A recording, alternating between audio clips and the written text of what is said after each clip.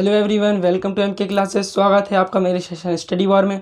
इस सेशन पर मैंने मैटर चैप्टर पूरा कंप्लीट करा दिया है और जो सेकंड चैप्टर है is matter around us pure, उसका मैंने पहला पार्ट बना दिया है। तो उस वीडियो की लिंक मैंने आपको डिस्क्रिप्शन में दे रखी है, आप उसे चेक कर सकते हैं जिससे आपको ये पार्ट ज़्यादा अच्छे से समझ में आए। तो आज की क्लास में हम सॉल्यूशन, सस्पेंशंस एंड कोलॉइड्स थोड़े डीप में पढ़ने वाले हैं, तो इसलिए बने रहिए मेरे साथ इस वीडियो पर एंड तक।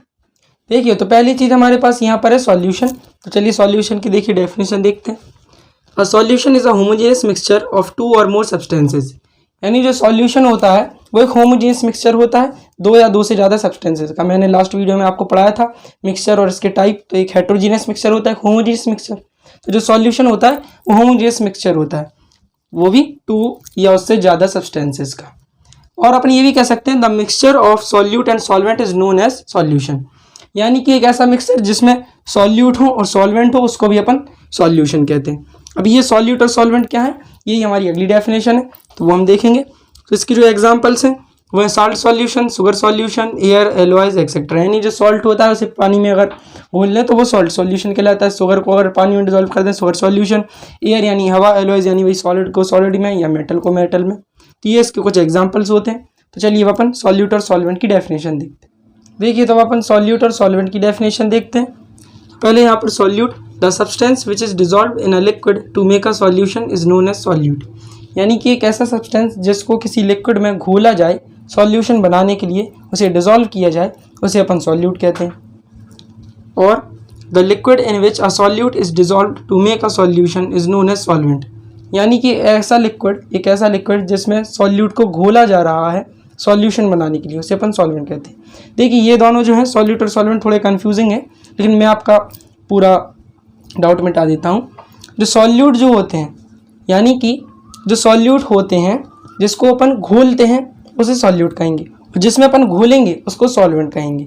मतलब कि जिस चीज़ को घोला जा रहा है किसी चीज़ में उसे सॉल्यूट कहेंगे, और जिस चीज़ के अंदर घोला जा रहा है उसे सॉल्वेंट कहेंगे। देखिए, तो मैं आपको एग्जाम्पल के सारे समझा देता हूँ। जैसे यहाँ पर शुगर सॉल्यूशन है, तो यहाँ पर जो सॉल्यूट है वो शुगर है, यानी C12H22O11, ये इसका फॉर्मूला था शुगर का। तो शुगर जो है उसे अपन घोलते हैं पानी, उसे डिजोल्व करते हैं, तो शुगर यहाँ पर सॉल्यूट होगा। और पानी के अंदर अपन डिजोल्व करते हैं, यानी वाटर में डिजोल्व करते हैं H2O में, तो ये सॉल्वेंट होगा। यानी जिसको घोला जा रहा है वो सॉल्यूट होता है, जिसके अंदर घोला जा रहा है वो सॉल्वेंट होता है। वैसे यहाँ पर साल्ट सॉल्यूशन, तो यहाँ पर सॉल्यूट हम लोगों ने सॉल्ट ले लिया, इसका फॉर्मूला NaCl होता है। तो सॉल्यूट जो है वो सॉल्ट होगा क्योंकि उसे अपन घोलते हैं, और सॉल्वेंट होगा वाटर, क्योंकि वाटर के अंदर घोला जाता है H2O। देख सकते हैं आप। तो चलिए अब अपन नेक्स्ट डेफिनेशन देखते हैं। देखिए, नेक्स्ट डेफिनेशन है हमारी यहाँ पर सस्पेंशन की। तो देखिए, सस्पेंशन किसे कहते हैं। Suspension is a heterogeneous mixture in which the small particles of a solid are spread throughout the liquid without dissolving in it. मतलब कि सस्पेंशन एक ऐसे पार्टिकल्स होते हैं, मतलब सस्पेंशन एक हेट्रोजीनियस मिक्सचर होता है, और ये एक ऐसे पार्टिकल्स होते हैं छोटे छोटे सॉलिड के, जिनको अगर अपन किसी लिक्विड में डालें तो उनको अपन को घोलना नहीं पड़ता है, वो अपने आप से डिजॉल्व हो जाता है और फिर कुछ देर बाद वो नीचे बैठ जाते हैं। जैसे कि एग्जाम्पल के लिए मैं आपको समझाऊँ, मडी वाटर और chalk in water. Muddy water यानी कि जो कीचड़ का पानी होता है, तो उसको अपन को घोलना नहीं पड़ता, अपने आप से वो कीचड़ वहाँ पर बन जाता है। ऐसी चॉक इन वाटर, अगर आप चॉक को पानी में डालेंगे तो आपको घोलना नहीं पड़ेगा, उसके पार्टिकल्स छोटे छोटे टूट के अपने आप से डिजॉल्व हो जाएंगे और फिर कुछ देर बाद वो नीचे बैठ जाएंगे। तो ऐसे ही पार्टिकल्स को अपन कहते हैं सस्पेंशन। तो चॉक इन वाटर ये ऐसा सॉल्यूशन है जो सस्पेंशन है, देख सकते हैं आप। चलिए अब अपन नेक्स्ट डेफिनेशन देखते हैं। देखिए, तो हमारी डेफिनेशन है कोलॉइड्स की। तो इसकी डेफिनेशन है a colloid is a kind of solution in which the size of solute particles is intermediate between those in true solution and those in suspension। देखिए, तो इस डेफिनेशन में एक नया हमारे पास एक वर्ड आया, ट्रू सॉल्यूशन। तो सबसे पहले ये समझते हैं कि ट्रू सॉल्यूशन क्या होता है। ट्रू सॉल्यूशन वही होता है कि जैसे मैंने शुगर ली और वाटर लिया, इन दोनों को आपस में डिजोल्व कर दिया, एक सॉल्यूशन बना लिया, तो इसमें केवल शुगर है और केवल वाटर है। तो जिसमें कोई चीज़ का एक मतलब अमाउंट हो कि अपन को पता है कि इसमें केवल शुगर है और वाटर है, तो ऐसी चीज़ को अपन ट्रू सॉल्यूशन कहते हैं कि अपन को पता हो कि अपन ने इसमें क्या घोला है। ऐसा नहीं है कि उसके अलावा कोई और जैसे अपन ने दो चीज़ें डिजोल्व करी तो अपन को ये यकीन होना चाहिए, ये पता होना चाहिए कि इन दो चीज़ों के अलावा और भी कुछ अगर उसमें नहीं है तो वो ट्रू सॉल्यूशन कहलाएगा। तो जो कोलॉइड्स होते हैं वो इस तरह के सॉल्यूशन होते हैं कि जिनके जो सॉल्यूट पार्टिकल्स होते हैं, यानी जिन पार्टिकल्स को घोल रहे हैं अपन किसी लिक्विड में, तो उनका जो साइज़ होता है वो जितने ट्रू सॉल्यूशन के जो पार्टिकल होते हैं, ट्रू सॉल्यूशन के अंदर जो पार्टिकल्स होते हैं और जो सस्पेंशन के पार्टिकल्स होते हैं, उन दोनों के बीच का। जैसे जो ट्रू सॉल्यूशन होगा उसमें मैंने शुगर डिजोल्व करी वाटर में, तो उसके जो पार्टिकल्स रहेंगे शुगर के छोटे छोटे, और चॉक को मैंने वाटर में घोल दिया तो वो सस्पेंशन कहलाएगा। तो जो उसके पार्टिकल्स रहेंगे तो वो ट्रू सॉल्यूशन के पार्टिकल से बड़े रहेंगे, लेकिन सस्पेंशन के जो पार्टिकल्स हैं उनसे छोटे रहेंगे सॉल्यूट पार्टिकल्स। तो ऐसे पार्टिकल्स से बना हुआ सॉल्यूशन ही कोलाइट कहलाता है। तो इसके एग्जांपल हैं मिल्क, इंक, ब्लड, आइसक्रीम, ये सारे जो हैं एग्जांपल हैं। ऐसे मिल्क होता है, इसको अपन वाटर में अगर डिजोल्व कर दें तो उसके पार्टिकल्स जो होते हैं वो ट्रू सॉल्यूशन के पार्टिकल से बड़े होंगे, सस्पेंशन के पार्टिकल से छोटे होंगे। वैसे ही इंक होता है, ब्लड, आइसक्रीम, फॉग, ये सारी जो चीज़ें ये कोलाइट्स में आती हैं। तो कोलाइट्स जो हैं इनकी कुछ प्रॉपर्टीज़ भी होती हैं, तो उनको पढ़ना बहुत ज़रूरी होता है कि कोलाइट्स की जो प्रॉपर्टीज़ है वो बहुत ज़्यादा मेनली पूछी जाती हैं एग्जाम्स में। तो चलिए अब इसकी प्रॉपर्टीज़ देखते हैं। देखिए तो यहाँ पर प्रॉपर्टीज़ ऑफ कोलाइट्स यानी कोलाइट्स की कुछ प्रॉपर्टीज़ लिखी हुई हैं, मैं आपको पढ़ के बताता जाता हूँ। देखिए पहली प्रॉपर्टी है colloid appears to be homogeneous but actually it is heterogeneous, यानी कि जो कोलाइड होता है वो लगता तो है कि वो होमोजीनस हो पर ये असल में होता हेट्रोजीनियस है। दूसरी प्रॉपर्टी है the size of particles in a collide is bigger than true solution but smaller than suspension, मतलब कि जो पार्टिकल्स होते हैं कोलाइड में वो ट्रू सॉल्यूशन से, मैंने भी आपको बताया था ट्रू सॉल्यूशन में जो पार्टिकल्स होते हैं उससे तो बड़े होते हैं, पर जो सस्पेंशन में जो पार्टिकल्स होते हैं उससे छोटे होते हैं। देखिए अगली है the particles of most of the colloids cannot be seen with even a microscope, यानी कि जो पार्टिकल्स होते हैं कोलाइड के वो इतने ज़्यादा छोटे होते हैं कि उनको माइक्रोस्कोप से तक नहीं देख सकते अपन, यानी अपन उसको माइक्रोस्कोप से भी नहीं देख सकते हैं, इतने छोटे होते हैं कोलाइड के पार्टिकल्स। अगली प्रॉपर्टी है a colloid scatters a beam of light passing through it known as Tyndall effect, यानी कि कोलाइड के जो पार्टिकल्स होते हैं जो उसमें जब किसी लाइट की बीम आती है, कोई लाइट की किरण आती है जब उसमें, तो स्कैटर्स यानी वो चमकने लगते हैं, जो पार्टिकल्स होते हैं उसके जो भी बीम ऑफ लाइट उससे पास होती है, लाइट की किरण पास होती है कोलाइड के पार्टिकल से, तो वो स्कैटर होने लगते हैं, चमकने लगते हैं, तो अपन को वो दिखाई पड़ते हैं। तो वो जो इफेक्ट होता है कि जब कोलाइड के पार्टिकल्स दिखने लगते हैं उसी इफेक्ट को अपन कहते हैं टिंडल इफेक्ट। अगला जो क्वेश्चन होने वाला है वो यही होने वाला है कि टिंडल इफेक्ट क्या है, तो चलिए अपन देखते हैं।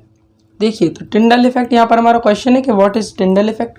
तो इसकी डेफिनेशन पढ़ने से पहले मैं आपको ये बता दूं, टिंडल इफेक्ट जो है ये एक इफेक्ट है जो डिस्कवर किया गया था। देखिए कैसे डिस्कवर किया गया था। देखिए 19th सेंचुरी की बात है, एक साइंटिस्ट थे जिनका नाम था जॉन टिंडल उनका नाम था। वो 19th सेंचुरी के साइंटिस्ट थे, जर्मन फिजिसिस्ट थे वो। तो क्या है, वो बेड पे सो रहे थे, तो जो उनका रूम था उसका जो डोर था उसमें एक हल्का सा होल था और बाहर पे ग्राउंड था या जो भी था जहाँ से वो सनलाइट आ सके। तो वो सो रहे थे जब, तो वो जो लाइट थी, सनलाइट थी, उसकी एक बीम आई, लाइट की एक किरण आई और वो सीधा उनके आँख पर आके लगी, जिससे उनकी आँख खुल गई। तो जैसे ही उन्होंने देखा, आँख अपनी खोल के जैसे ही देखा, तो जो आपने देखा होगा आसपास, आप भी सनलाइट में अगर देखें तो जो आसपास ये डस्ट वस्ट उड़ती रहती है, तो जो सनलाइट है उससे वो स्कैटर यानी कि चमक जाते हैं और आपको पार्टिकल्स दिखने लगते हैं। तो सबसे पहले जॉन टिंडल ने वो देख के उन्होंने ये ऑब्जर्व किया कि ये जो पार्टिकल्स हैं ये अपन को दिखाई पड़ते हैं जब कोई बीम ऑफ लाइट यानी कि किरण आती है लाइट की, उससे ये चमक के स्कैटर होके ये अपन को दिखाई देते हैं। तो उन्होंने इसके ऊपर थोड़ी स्टडी करके, तो उन्हीं के नाम पे ये जो इफेक्ट है टिंडल इफेक्ट, उन्हीं के नाम पे, जॉन टिंडल के नाम पर ये इफेक्ट पड़ा था। तो चलिए इसकी डेफिनेशन देख लेते हैं। In a colloid solution the particles are big enough to scatter light, the scattering of light by colloid particles is known as Tyndall effect. मतलब कि जो कोलाइड सॉल्यूशन होता है उसके जो पार्टिकल्स होते हैं वो इतने भी ज़्यादा छोटे नहीं होते, मतलब इतने तो वो होते हैं बड़े कि वो लाइट को स्कैटर बस कर सके, यानी लाइट को वो रिफ्लेक्ट कर सके, चमका सके, लाइट को उनसे भिड़ के लाइट उनसे यानी टकरा के वो लाइट स्कैटर हो जाए, रिफ्लेक्ट हो जाए। तो ये जो इफेक्ट होता है, मतलब ऐसी एक फिनोमिनन जो कोलाइड पार्टिकल से टकरा के लाइट स्कैटर होके रिफ्लेक्ट हो जाए, ऐसे फिनोमिनन को, ऐसे इफेक्ट को टिंडल इफेक्ट कहा जाता है। तो टिंडल इफेक्ट के भी कुछ एग्जांपल होते हैं, जैसे ये जो रेनबो बनता है यानी इंद्रधनुष आपने देखा ही होगा, और ये जो स्काई है ब्लू कलर होता है स्काई का, यानी जो आसमान है इसका नीला कलर होता है, स्काई का ब्लू कलर होता है, ये भी टिंडल इफेक्ट के कारण होता है, देख सकते हैं। तो अब हम पढ़ने वाले हैं जो मैंने आपको कोलाइड्स बताए थे इसकी प्रॉपर्टीज़ होती हैं। अब हम पढ़ेंगे कोलाइड्स की कुछ क्लासिफिकेशंस भी होती हैं। चलिए कोलाइड्स की क्लासिफिकेशन देखते हैं। देखिए तो कोलाइड्स की क्लासिफिकेशंस होती हैं, यानी कोलाइड को कुछ चीज़ों में क्लासीफाई किया गया है, उसको डिवाइड किया गया है। तो यहाँ पर इसकी टोटल 7 क्लासिफिकेशन होती हैं। पहली होती है सॉल, फिर दूसरी सॉलिड सॉल, एरोसॉल, फिर इमल्शन, फोम, सॉलिड फोम और जेल। तो अब अपन इनकी एक एक करके डेफिनेशन देखेंगे। देखिए पहली डेफिनेशन यहाँ पर हम लेंगे सॉल की। तो sol is a colloid in which tiny solid particles are dispersed in a liquid medium.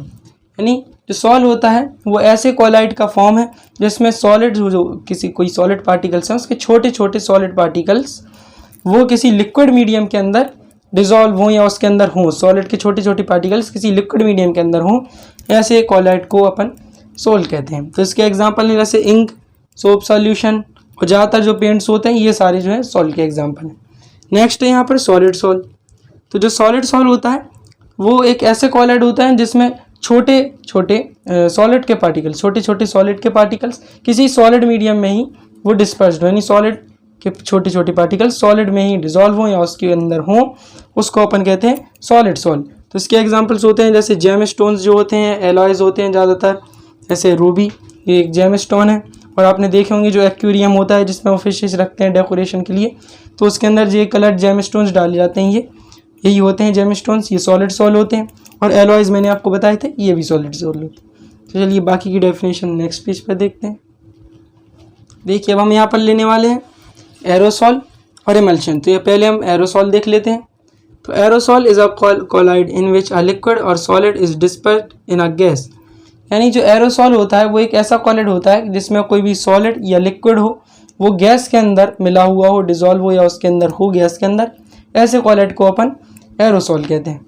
जैसे इसके एग्जाम्पल है, अगर अपन गैस के अंदर सॉलिड को जैसे मिलाएं, डिजॉल्व करें, तो जो स्मोक होता है या ऑटोमोबाइल्स में जो निकलता है उसमें से धुआं ऑटोमोबाइल्स में, और जो चिमनीज़ में घर की या फैक्ट्री में से जो स्मोक निकलता है धुआं, वो सारी मतलब सॉलिड इन गैस के एरोसॉल के एग्जांपल है। और एरोसॉल में लिक्विड इन गैस में देखा जाए, यानी गैस के अंदर अगर लिक्विड को डिजॉल्व करें तो जो हेयर स्प्रे होता है यानी हेयर में लगाने वाला स्प्रे, फॉग यानी कोहरा और क्लाउड्स यानी ये बादल, ये सारी चीज़ें आती हैं लिक्विड इन गैस वाले एरोसॉल में। नेक्स्ट डेफिनेशन है हमारी इमल्सन की। An emulsion is a collide in which tiny droplets of liquid are dispersed in another liquid। यानी emulsion एक ऐसे कॉलाइड होते हैं जिसमें छोटे छोटे लिक्विड के पार्टिकल्स किसी दूसरे लिक्विड के अंदर मिले हुए हों या डिजॉल्व हों या उसके अंदर हों, ऐसे कॉलाइड को अपन emulsion कहते हैं। इसके एग्जांपल हैं जैसे मिल्क, बटर, फेस क्रीम, ये सारे emulsion के एग्जांपल हैं। और बाकी डेफिनेशन अपन नेक्स्ट पेज पर देखते हैं। देखिए नेक्स्ट डेफिनेशन है हमारी यहाँ पर फोम की। तो foam is a colloid in which a gas is dispersed in a liquid medium. यानी कि एक ऐसा कॉलाइड जिसमें जो गैस होती है वो किसी लिक्विड मीडियम में हो, उसके अंदर डिजॉल्व हो, घुली हो, ऐसे कॉलाइड को अपन फोम कहते हैं। तो इसके एग्जांपल हैं जैसे fire extinguisher, soap bubble, shaving cream. जैसे फायर एक्सटिंग्विशर आपने देखा होगा, अग्निशमक यंत्र कहते हैं इसे हिंदी में, जिससे जो आग है वो बुझाई जाती है स्कूल में या हॉस्पिटल्स में या और भी कहीं पे ये फायर एक्सटिंग्विशर लगा होता है कि जैसे इमरजेंसी में कहीं पर अगर आग लग जाए तो इससे बुझा सकें। और जो सोप होता है यानी साबुन, इससे जो बबल्स निकलते हैं वो भी फोम होते हैं, और शेविंग क्रीम होती है वो भी फोम होती है। फिर नेक्स्ट डेफिनेशन है solid foam is a colloid in which a gas is dispersed in a solid medium. यानी एक ऐसा कॉलाइड जिसमें जो गैस है वो किसी सॉलिड के अंदर डिजॉल्व हो या उसके अंदर हो, घुली हो, ऐसे कॉलाइड को अपन सॉलिड फोम कहते हैं। तो इसके एग्जांपल है जैसे स्पंज, ब्रेड और जितनी भी चीज़ें जिसे आप थोड़ा कंप्रेस कर सकें और वापस उसी शेप में आ जाए, वैसी चीज़ों को अपन सॉलिड फोम कहते हैं। जैसे स्पंज होता है, ब्रेड होता है, और आपने वो एक बॉल भी आती है, स्माइल बनी होती है उस पर येलो कलर की, तो उसको आप ऐसे कंप्रेस करें तो वो भी कंप्रेस हो जाती है, और फिर से आप उसको रिलीज़ कर दें, छोड़ दें तो वापस अपने शेप में आ जाती है। तो वो सब सॉलिड फोम होते हैं। तो अगली डेफिनेशन अपन नेक्स्ट पेज पर देखेंगे। देखिए नेक्स्ट डेफिनेशन है हमारी जेल की। The gel is a semi solid colloid in which there is a continuous network of solid particles dispersed in a liquid. यानी कि जेल जो होता है वो एक सेमी सॉलिड कॉलाइड होता है, यानी कि वो अपन उसे सॉलिड भी कह सकते हैं और थोड़ा थोड़ा लिक्विड भी कह सकते हैं। यानी कि सॉलिड और लिक्विड के बीच में एक कंटिन्यूस नेटवर्क बना हो जिस कॉलाइड में, यानी सॉलिड और लिक्विड दोनों आपस में एक इस तरह से बन के हों कि ना अपन उसे सॉलिड कह सकते पूरा और ना उसे पूरा लिक्विड कह सकते हैं। ऐसे ही चीज़ को, ऐसे कॉलाइड को अपन जेल कहते हैं। तो इसके एग्जांपल है जैसे जो जेलीज होती हैं, आपने देखी होंगी ईटेबल जेलीज होती हैं, और हेयर जेल होता है जो हेयर में लगाया जाता है, बालों में लगाने वाला जो जेल होता है, ये सारे जेल के एग्जांपल देख सकते हैं। तो आज के लिए बस इतना ही। अगर आपको वीडियो अच्छी लगी हो तो इसे लाइक करें, शेयर करें, कमेंट करें। अगर मेरे चैनल पर नए हैं तो उसे सब्सक्राइब करके बेल आइकन जल्द से जल्द प्रेस करें, जिससे आपको मेरी वीडियो सबसे पहले मिल सके। तो मिलते हैं अगली वीडियो में, तब तक के लिए बाय बाय।